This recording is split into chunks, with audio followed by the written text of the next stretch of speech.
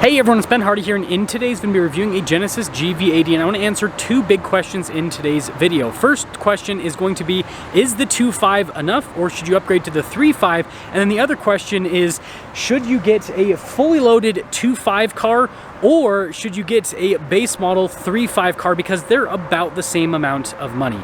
Before we get in this video though, as always, a huge shout out and thank you to the Genesis of Linden, Utah for giving me some time with this GV80. I'll include a link to their website in the description down below so you can check out what they have currently. If you have any questions, just ask for Mary. And then on a side note, if you want to save time and money the next time you purchase a car, link to my car buying guide in the description down below. Let's get into it.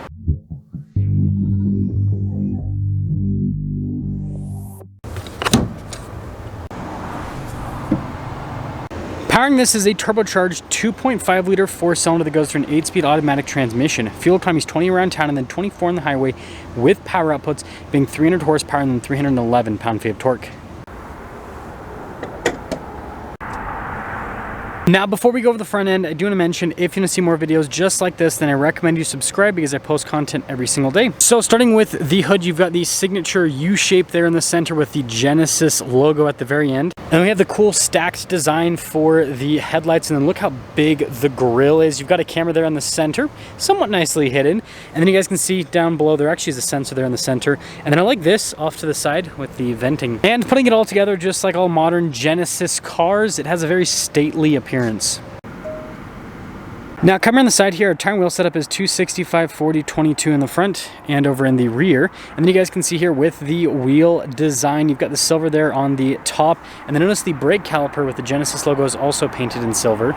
We've got these body painted fender flares here, and then you guys can see the turn signal indicators on the side. And then look at all this trim down below. And they got a bunch of silver trim around the windows and then on the door handles. And then when you take a look at the side view, that stately appearance continues. Now, taking a look at the key fob, we got a bunch of features. We have our lock-unlock function, we've got our self-park feature, we've got your remote start function, the opening for the hatch, that's for the lights, and of course the Genesis logo on the back. Now, taking a look at the cargo area, you guys can see that we've got these controls here to fold down the seats and get more storage space.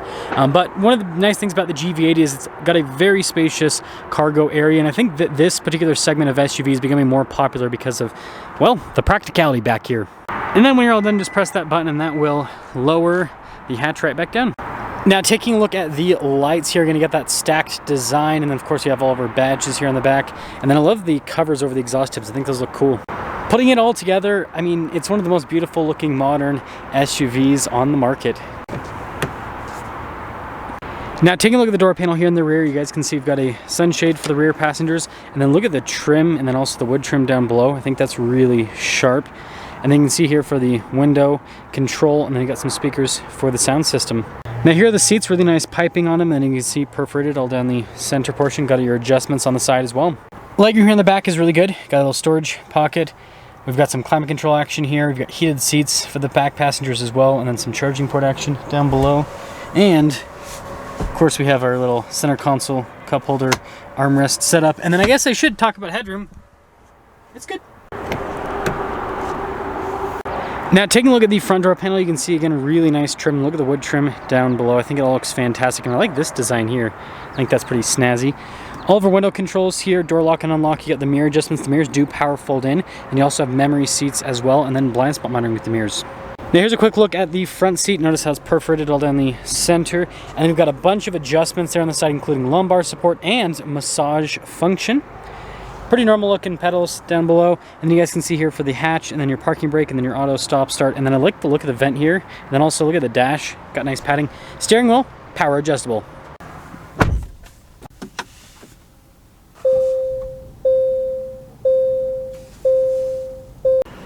Now, taking a look at the steering wheel, really nice trim all around. You got 2-spoke design, paddle shifters there on the back. It does come with stuff like adaptive cruise control, steering assist. You got your voice command volume controls as well, and just like a nice kind of finish and look overall. And then you got your stalks in the back, and I do like the tips here. I think those look nice. Now, here is the center gauge cluster. You guys can see full digital. You can scroll through some different menus, see different bits of info on the vehicle itself. And then we do have some different drive modes, and it does kind of change with the drive modes, which is kind of fun. I do like the sport mode because that like looks like little lightsabers. I don't know. I think it's cool. So sorry about the lighting in this shot, but anyways, here's the infotainment screen. You can control it with the touchscreen function, or you can use a dial as well. Really easy to use. Overall response time is great. You've got stuff like passenger talk, which is a pretty cool feature. And so yeah, I'd say good system. Got nice padding all over the dash here, and then look at the vents down below, how that goes straight across. And then you guys can see you've got our dual zone climate controls, heated and ventilated seats, as well as a heated steering wheel. And if we kind of click this back, this is kind of like our phone charging zone is what we'll call it. We got a wireless phone charging pad, some USBs, all of that. But yeah, nice wood trim. Got more nice wood trim here on the cup holder area. Again, this looks very ornate. And then you can see here we've got our controls for the infotainment system, and yeah, horrible lighting there. But we have the dial transmission selector just behind that. And then here we've got our drive mode select. We have our center locking differential, hill descent control. You've got that for the camera system, and then your parking sensors. And then below the center console, there's more storage. It's just in that little area right there. And speaking of storage, here's the center console itself, which is very spacious indeed. Nice trim there. And then opening up the glove box, also spacious. And I like the trim that goes across. I think that looks really sharp. Now popping up top, we got our control here for the sunroof. So we got one up front and then one in the back as well. So there's a little bit of glare, so it's kind of hard to see, but this is a 2.5T Prestige. After all options, this one's stickers. This has the advanced package too, by the way. Anyways, after all options, this one's stickers for $71,130. And now we have to answer some big questions. Should you get the 3.5? And should you get this or a base model 3.5 without the Prestige package, basically?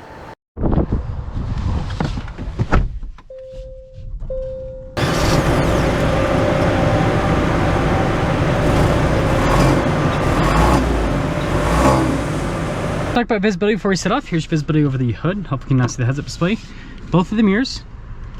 And throughout the rest of the rear.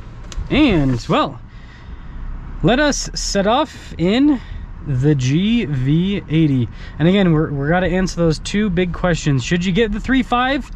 And, you know, I guess maybe if you're leaning towards the 3.5, should you get, for the same, roughly the same amount of money, this 2.5 with pretty much all the options, or a, you know, more baseline 3.5.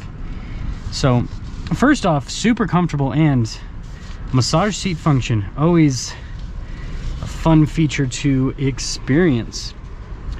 Now the next thing I want to talk about is the suspension on the GV80 is so good.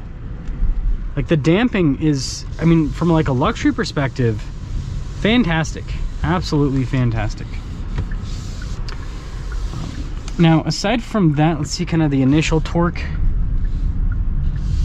Yeah, it feels pretty good right off the bat. I'm surprised how smooth this is, because, you know, it's got 22-inch wheels, which are pretty big.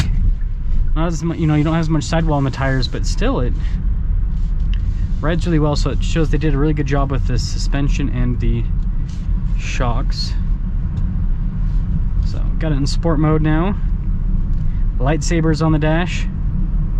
So I mean, at least like lower speed driving, it feels like it's more than adequate with the power. And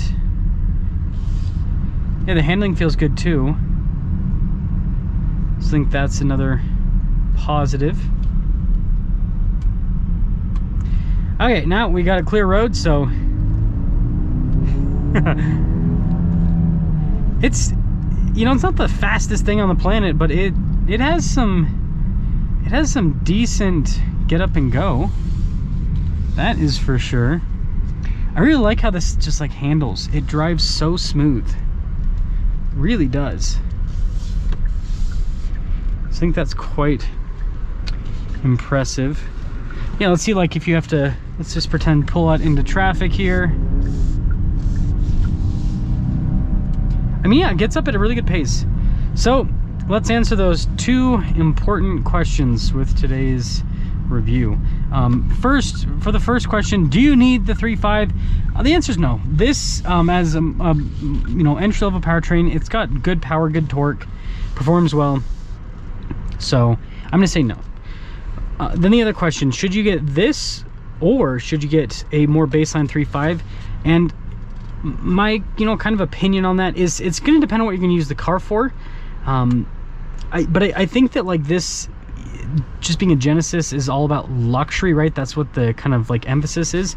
So I would be more apt to like go this direction and get a, you know, quote unquote base powertrain with more options, because the biggest part of the experience of this car is luxury. So I'd rather spend a little bit more money on luxury options if that's what fit within my budget. So to answer both those questions, again, don't need the 3.5, and from my perspective with how this drives and everything, I think that getting this car, and I should have in the parking space back there, I think that getting this car with the 2.5 and all the options, I think that makes sense if you know your budget is like set at, you know, a certain amount.